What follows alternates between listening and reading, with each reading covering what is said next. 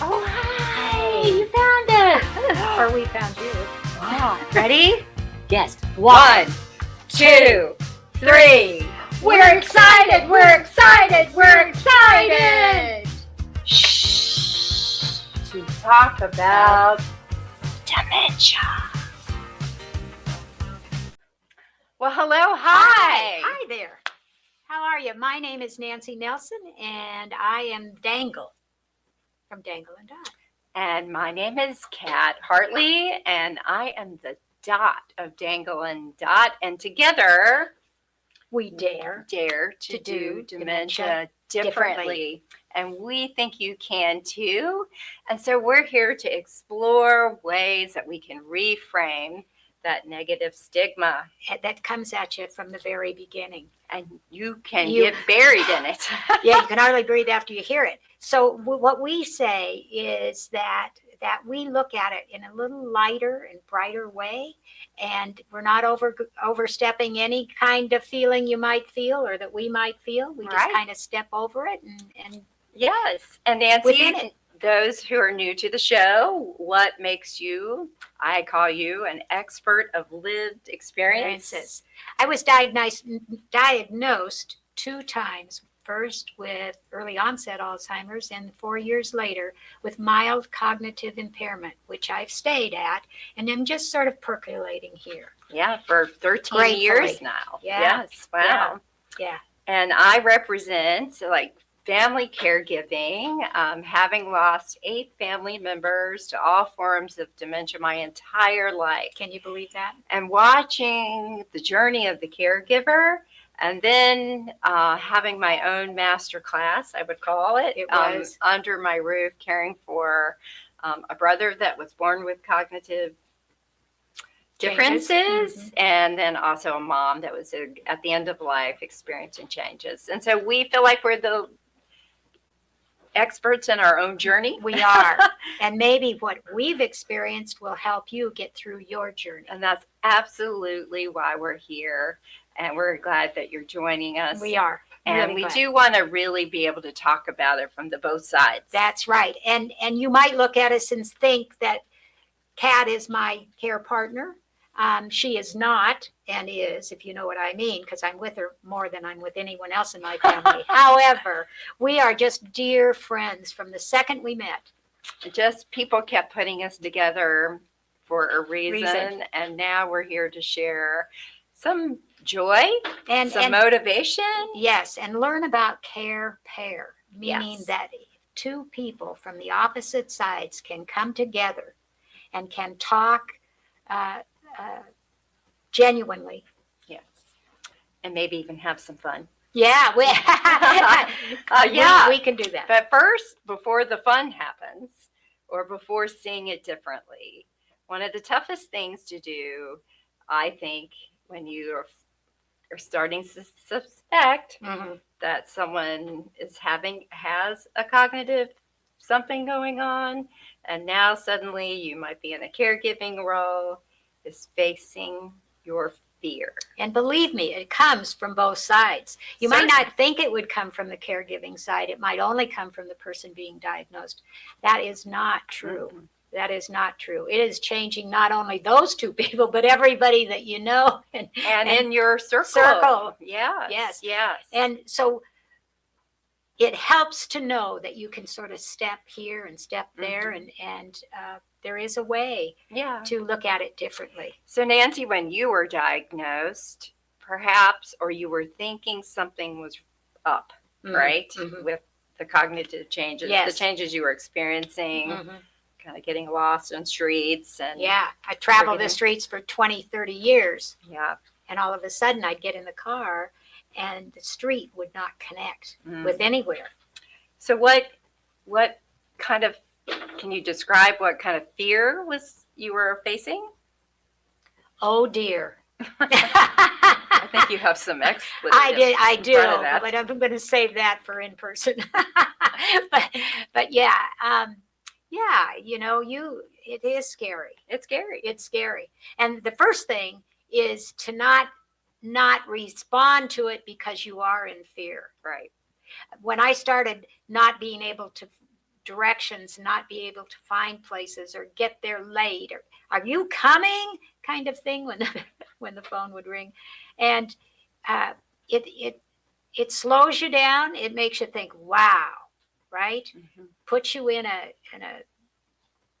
not feeling well sort of position. And you really just have to breathe through it. And you have to really say, okay, is this something that I'm manufacturing myself for one reason or another, or is it something that I really need to go to the doctor and have looked at? And I would say, if there's a question, you go and have it looked at. Might not even be what you think it is. Yes, yes, and we have a whole show on getting that diagnosis and finding out maybe it's not what you thought it was. And that always, the mind, when we work with anxiety, it can create some scenarios. It manufactures it even worse, doesn't it? Yes, with zero net benefit, I think, right? Like when we sit in the anxiety, only just sit in the anxiety without any action. It's like being in a rocking chair. You're not going to get far. You don't get anywhere. You're using a lot of energy. Yes. And I would say on the caregiving side, I think denial can come into play a lot of times as a reaction to noticing there's changes going on, but you don't want to see it. Yes, I do think that's really, really easy. And if someone in your family has been previous diagnosed and their behavior has been such that you know what you don't want. Yeah, you don't want to go there again. Yeah. And I would say that early diagnosis is a powerful thing in and of itself. Right. If you get that far. And then being brave enough to lean into the discomfort of those tougher conversations, the what if it is Alzheimer's disease, what's going to happen to me. Yes, because today, in just 13 years, they've really come up with a lot more things that you can do in order to help yourself. Yes. Right? Yes. And our minds are lazy. Yes. Right? And so if we haven't been doing crossword puzzles, we haven't been challenging our mind. Like with me, right after diagnosis, I began getting words in the middle of the night. And if you've ever journaled, it is kind of like that. These words were just coming to me, and I was writing and writing and writing and creating. And so I have done that for the past 13 years. And I think that helps me. Yes, yes. And I think in your journey too, like you faced your fear with some real action. Whether it be exercise, you used to have like a game you would play, cognitive skills. And you train your mind. Yeah. So, and people would look at me crazy. So addressing some of the fear with not our natural response to fear is fight, flight, or freeze. I usually freeze when I'm overwhelmed or something. But if we can kind of push ourselves through that, we can find that there's a lot of help. Maybe it's not as bad as we thought it was going to be. Maybe it isn't what we thought it was going to be. It's not going to be. Yeah. And I would say, I think, you have to think about your attention. What is your attention on? Is it on the worst case scenario? Is it on, hey, we're going to calmly address the situation?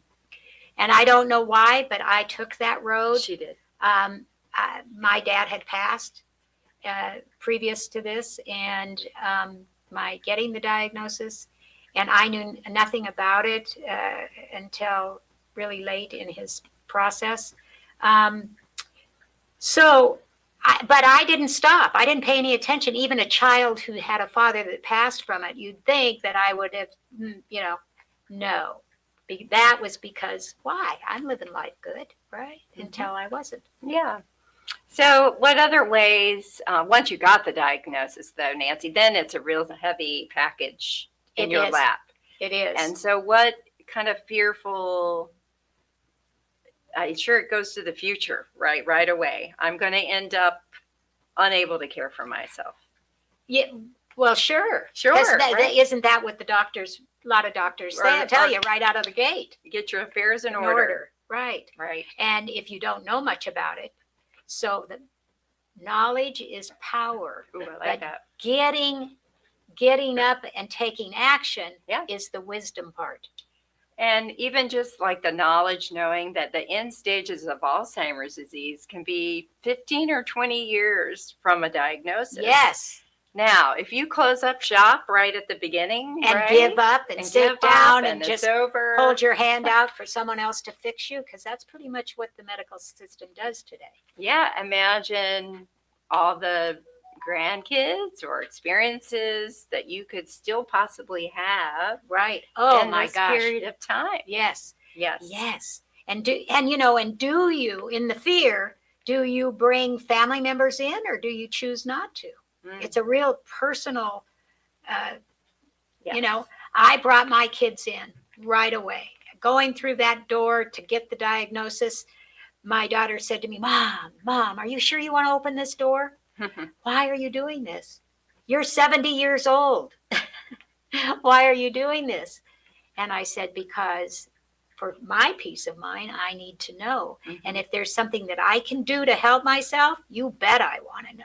And I'm telling you, you have a much greater chance of getting through this thing for longer, being able to take care of yourself longer, and just being healthier for a number of years. Don't count yourself out too quickly. So with that in mind, though, I think you do have, if you get a diagnosis early or you start having these difficult conversations, it does give you, and I urge everyone to do this, is their advanced directives. Ability to plan, like, okay, let's just go ahead and get the scary thing out of the closet. What if the worst thing that I can imagine happens to me? The thing that I can't make decisions, and I can't. Who would be that person that's going to do that for me? What are my wishes? Should I end up being in that scenario? Yes. I've told my boys I want to be by a window. Do not put me in a dark room. That's funny. Please. Yeah. I told my girls, Yeah. 2 boys and I got 2 girls. I told my girls, light room. Yeah, there we go. A light room. And all these little things that you can write down. It's silly, isn't it? But it's true. There is a wonderful document called the 5 Wishes that a lot of states recognize, and Nevada does. Yes, as a document that can, really be used legally to. It's a kinder way rather than legalese. That you don't understand. That you don't understand what you just signed. This is very plain and very clear, and it does give a roadway by which to follow. And I've filled one out. I like that idea. Yeah. So if you and your family, or gosh, who's going to take care of him? These are delicate conversations. I think this 5 Wishes frames it in a very benevolent, compassionate way. A way that you don't have to fill it all in right at the beginning. It just triggers you to think, who would be the person to handle my finances? It would just maybe separate from the person who would physically care for me.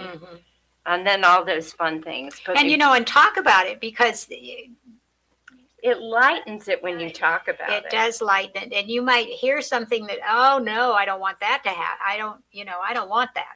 Right. And we don't want to look at some of this sometimes, right? This scary dark closet. Yes. But sometimes if we get it all out, it's not so scary. It is less scary. And I think for the person who may be at the beginning, you have some control. You have a say. You have your personhood.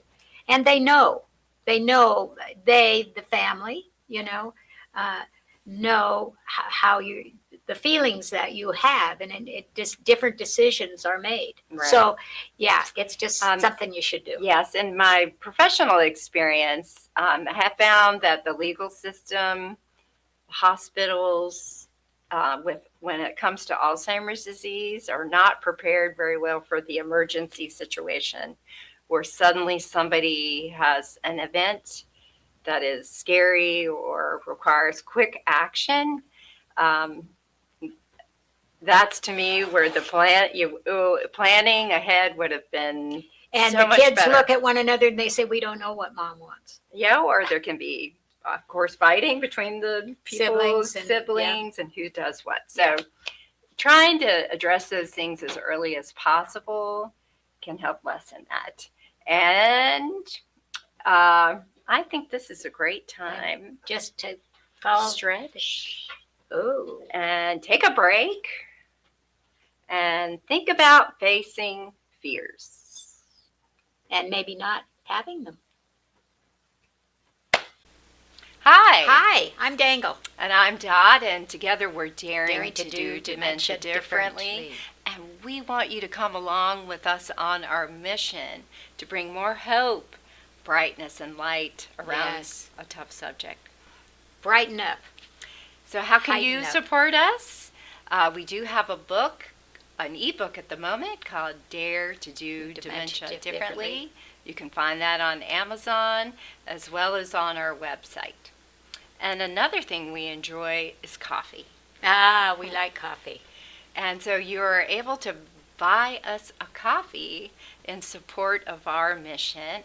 And we have the QR code here called Buy Us a Coffee. We also, fun. I know, and you can buy two. And the proceeds will go to us to help us further our mission. So that we can help more people help themselves. To feel like they can do it. Yes. Yes. And I think you just need to hear that. Yes. So thank you for your support. Thank you. If you want attention, you need more than an ad. You need a presence. Welcome to WWDBTV, your internet streaming TV station built for business and people. We create high-impact commercials and video podcasts with pro production. Then we help distribute your show where audiences already watch and listen. Your brand, your story. Broadcast ready. On streaming, on social, and beyond. Ready to be seen? Visit WWDBTV.com and book your production today.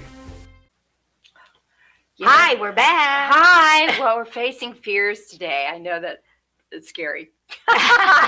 So what do we do first, Nancy, when we're faced with fear? Mm-hmm. I think we've learned to take a deep breath. You know, we're the only species that can regulate its nervous system. And I love grateful facts for like that. this. Yeah. So with a breath, no kidding. So whenever you are feeling something hard and heavy coming your way, some fears. Just stop for a minute. Breathe in. And then there is always gratitude. You know, we work so fast and furious for the worst that can happen. Right. Right? Don't we? Why is that? I don't know. Like, human nature is to find the worst all the kind of what is happening. Yes. And look how that would have affected me for 13 years. Mm-hmm. Right? And the society has this overlay of such dim images of people living with dementia. All the advertisements sometimes are just like so, oh my gosh, they're only showing tragedy and sorrow. No smile, no giggle. And here this is honestly why we're here. Not to say that doesn't happen. It does. But how can you reframe it? And how can you stop in the middle of all that and look at all the things that are good around you? And I know it's hard. It is hard. But that is a tip and technique. Just wait a minute. What do I have? What does my loved one, what can they do? That's when you pivot to being a partner from this side. Right. And it doesn't all have to be fixed completely, but in the minute by minute, if you can bring a little peace to yourself. And like, you know, for instance, if someone has done something, I mean, we do have strangers that are living in our house sometimes, right? I could be that stranger. We laugh at my house. Where is mom gone? Where's that other Nancy? That other Nancy. And that's an important part, I think, is so many people that come to me say, well, my mom or dad now really can't necessarily rationalize or they can't communicate what they're trying to say.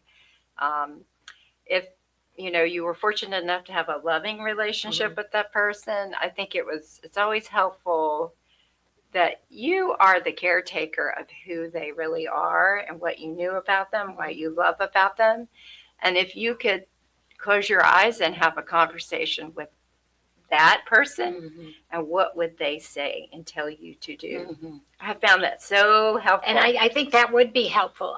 As somebody who sometimes, could use that, I would say to you that the just some of the bare calming things are not as, and as you've spoken, if you walk into a room and you're agitated, walk back out.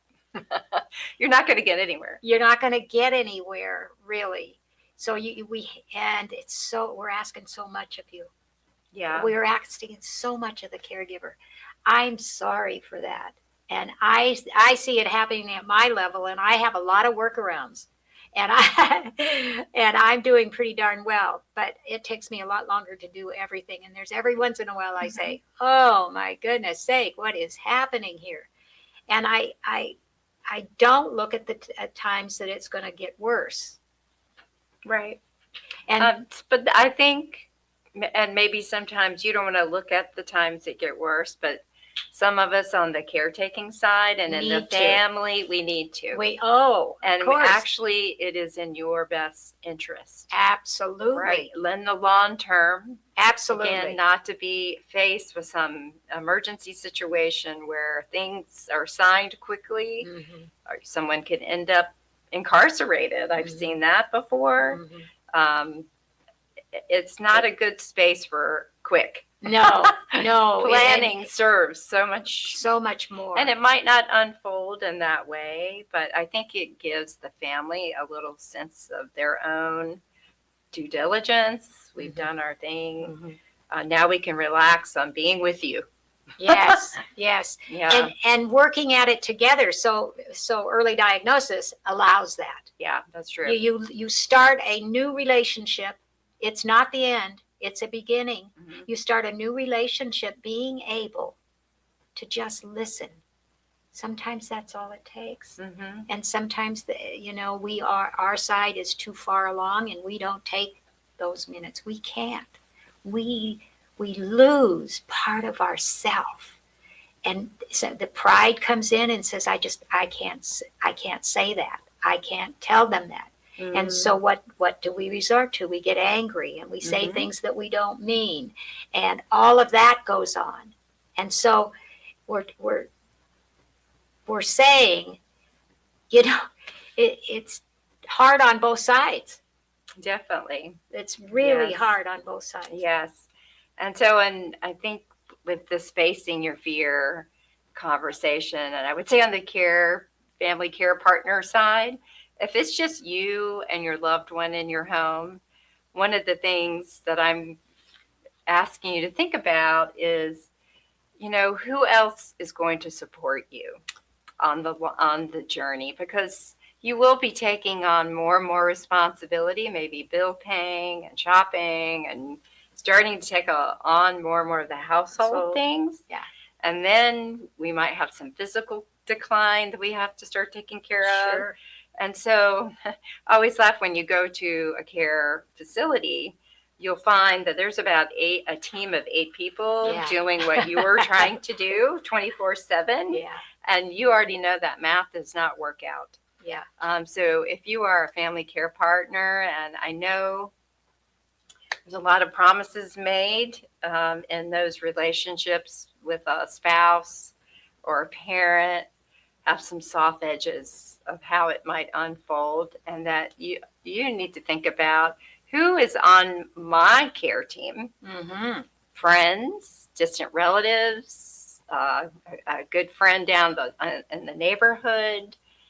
That is a core thing to do very early on. Who It can I is. rely on? Yes. Health teams, dementia care health teams are very important because, sometimes you need help. And if it's in town, the people are in town, maybe they can run an errand for you. It doesn't sound like a lot and you don't want to ask, but you're just There's spent. something about that. Don't ask. Yeah. Yeah. Yeah. There is a little, I think I found myself being very too independent. I noticed that. Yeah. Like, I got this, until you're like crying and collapsed, right? And then you need to look around and say, can somebody help me? Yeah. So, think about other caregiving resources. There's agencies that provide in-home care. Now, Medicare has a guide program for somebody newly diagnosed. This is only in certain areas in the country right now. They help you navigate through and get help, support. Yes, and call and find out. It takes time. You're on the phone holding, and that's frustrating. You've got me over here asking for something, and all of that. Through a drawer. Yeah. Well, not quite yet, but one never knows. Yes. And then I think when the care partner is more relaxed, the caregiver can more relax, more mentally, then you are able to embrace. And once you start doing this, and then make it, you feel better and lighter. And I promise you, the whole room changes. Yeah. Your loved one changes when you can come in. They follow suit. Yes. I found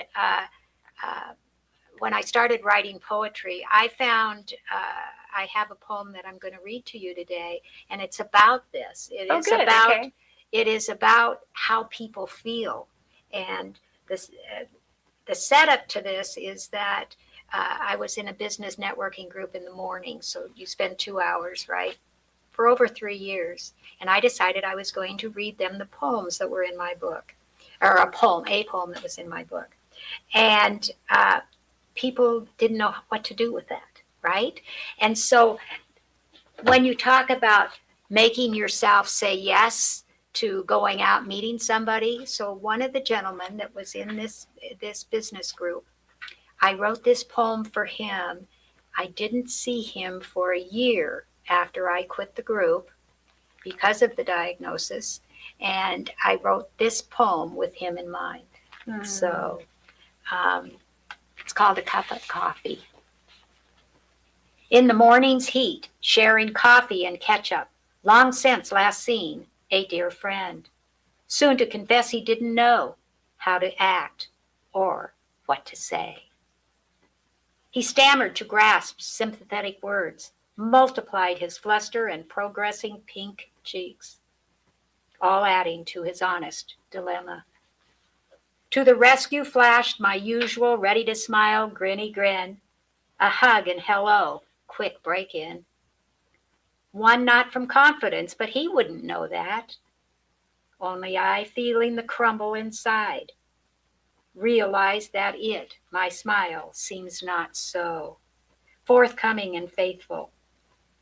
More hesitant, flawed somehow, depending, of course, on what I ask of myself. And today I wanted to be genuine, overshadow any beneath the surface, moldy mind decay. His discomfort foremost and first, so that I might answer his tender inquiry, how are you? My warm reassurance reached for his fingertips. Across the table we held hands, looking at him eye to empathetic eye. I know, I feel his tenderness. It is difficult to ignore. But stop, please stop. I'm fine. I am. I know I am. Just great, I'm good, lifting my voice a lilt for him. Assured, adding a cavalier fashion. Thanks for asking. We chitted, we chatted, this and that, easy as it had always been. We like one another, friend to friend. As I speculate into the unknown, what did he really think? And deducing, perhaps not mine to know. Because if I ask him, does he feel he can be truthful? Second coffee drained, and me too. Certainly time to go. It's all good, our hug told me so. We'll see each other again sooner. For time is of the essence and true friends valuable. And as a matter of fact, I'm going to have coffee with him next week. Oh, wow. Beautiful. Wow, that really. So I write these in the moment, and then, it brings out what I really feel. Right. And then you so eloquently described you could sense his discomfort. He didn't know now how to talk to you. Yeah.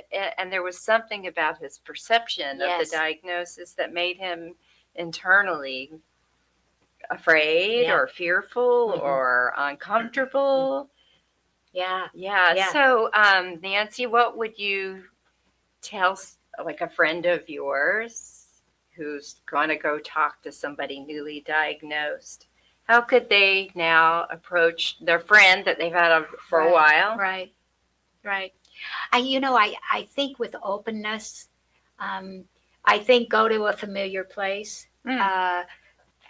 Something you might have done before, or if you're going to their home or they're going to yours. Not any place that's noisy. So we went to a coffee shop, and not one of the busy ones that you go in today. Many years ago now, this was, and just eye to eye, simple conversation, and it was wonderful. I did feel crumbly inside. I didn't feel myself. I was sort of put back. For a moment, wished I hadn't gone, and then as we worked through it. I knew it was okay, and it was okay for him. Yeah. Gosh, he was he was having his own experience, right? But I think this so eloquently kind of shows the dynamic when somebody's feeling what I call contracted a little bit. You're for whatever reason, there's not any wrong or right to it, but there's something about it, and then you're sensing it. And I know that people living with cognitive changes, they can sense more than one might think they can. Oh, they sense over, talk or communication verbally. Oh, okay. I've noticed my loved ones, Yeah. they could sense a mood, Yes. if you would, or a direction of some other thing. Right. Or you're conjuring it up in your mind, and you're thinking, "Oh my, I could have said, oh my gosh, he just can't talk to me," and in a fluster, you make a different decision, and we didn't have that. Good. Yeah. Well, speaking of coffee, you can buy us a cup. How about that? Contribute to our buy us a coffee, because we love coffee. We do love having coffee chats, and sometimes we love to have them at home in cozy robes. Right. That's right. Yeah. And we are on a mission to talk about these things, sort of in a real way, how it comes up, how it's all okay. Yeah. Thank you, Nancy. That poem was beautiful. Thank you. And yes, We have a question from one of the viewers for Nancy.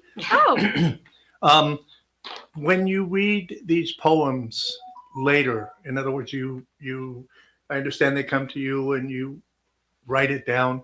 When you read these later at some other time, do they mean the same thing every time, or is it different every time you read it? No, it is this. No, I fall back into just how I felt back then. Today. Now, if I hadn't written a poem about it, would I even remember it? No, I can look in my books. I've got 3 of them. I can look sometimes and see, and I think, well, who wrote that? It's in my own book, but I don't remember writing it. No, but if it's poignant to me, and most of them are, I'm right back there right now. Oh, yeah, I feel it from you when you read that you are right back at that coffee I conversation. can remember reaching across the table. And I want to ask you about that. Does that, when it changed, when you had the physical touch with him, did the exchange, did Yeah, he for him. relax? He For him. relaxed. For him. He You relaxed. made it okay for him. Yes. I love that. See? See, I think if you can say it, Yes. now being fearful and not wanting to say it is another story. And hiding it. And hiding it and, Yeah, fidgeting and all that yes. sort of stuff. I have a story where I had witnessed, I was at an outreach, a ladies' lunch, a very active women's group. A woman who was experiencing cognitive decline was asked to alphabetize with the name tags at the table. And she had not let her friends of a long time know that she had been diagnosed. And then I came and gave this great talk about brain health and how to stave off dementia. And later she circled back and was in full tears to me. Could not tell people. And she was devastated that they were criticizing her ability To do it. to Well, and alphabetize, right? Let me tell you something. We are very, very tender inside. Yes, and her pain Very was, tender. and then she would She probably getting there. I don't know if she drove with somebody or if she drove herself or getting there, and if you've gotten lost 2 or 3 times, very familiar with this, by the way, you get lost 2 or 3 times on the way getting there. You are so frustrated and hyper to what you no longer can do. Yes. So it doesn't, that person who said that probably didn't mean that at all. But what's the first thing you do? Yeah, well, she took it. Internalize. Yes, well, to your story. So I, counted her crying over the alphabetizing and her friends criticizing her. And then I heard them talking about her and commenting that she had gotten lost the last time they were Together. supposed to get together. Yeah. And I can't get them to see it, and she won't say it. Yes. Right? Even though I was here talking about dementia, I felt like I had failed, like on these are the signs. Yeah, exactly. And it was unfolding right in front of me. And I did later take this picture of all the women. And I've asked several people, and which woman has Alzheimer's disease? In the picture? Yeah. Okay. You could never pick it out. Yeah. Yeah. Actually, she was the most well-dressed and put together. Yeah. Yeah. Yeah. She had a lot of pride. But Yeah. I think it's why this kind of pain could have been avoided by just 2 parties making it okay. When somebody gets cancer, we get casseroles and gifts and prayer groups. I can't wait for the day where somebody gets diagnosed and all their friends circle around them in the same way. Yes. When I read my first poem to this group, nobody wanted eye contact. Out of here. Yeah. And they found doorways to leave. And I thought, wow. Yeah. The eye avoidance and all of that. It's not their fault. That's why we're here. Yeah, and it's not their not fault. Contagious. By the way, you can't rub elbows with it and get it. But it's becoming familiar in a different way. Yeah, and talking about it And seeing, I get diagnosed, you might live 20 years, just, like. Don't count me out too soon. Yeah, and then and as we wrap up, though, I think looking back on my family's experience and the worst case scenario for most people's mind did happen, right? That loved one that was my grandmother tethered to the bed, shriveled, speaking her native tongue of Hungarian. And I asking my father why she tethered to the bed. As a young woman, that made humanely no sense. Yeah, absolutely. My grandmother had plenty of money, so money was not the object that could make that better. But then my dad said, "Well, she's a fighter," and I said, "Well, yes." God, I would she be should too. be swinging. absolutely to be treated this Right. way. This is not what we want. Right. But the good news, how can we turn that scenario around? That story put her granddaughter on a mission. There you go. See, something So, good always. Always later on. Yeah. And it created some new dynamics in the family, Yeah. having to work together, the people that Yes, weren't yes. working together before. Yeah. So there is a little other things going on from that person that's in the ultimate state we think is just maybe not where we want to be. not shall where we say want that? to be. But if you look around again, that's creating some new good things. It is. So for every bad thing that comes up, Mhm. there really is something There's always that's okay. the opposite. We've met so many. We met one another because of this Alzheimer's thing. Yeah. And yeah. Yeah, I've learned so much. Me too. So I don't know. Play around. Be curious. Come back. Be brave. Take action. To talk about it. Yeah. To look a little further, and you will find your own answers. If there's some things that you've noticed that you've been afraid of, your family's afraid to talk about, please put it in the comments. We read them all. We would love to answer back. If you like something you heard or love Nancy's poetry, the poetry is available on our website at dangle.com. And we'd love for you to hit that like button to help us go a little further with that YouTube right. algorithm stuff. We appreciate you. Thank you for joining today. We're glad you're here. Let's walk it together. Here we are.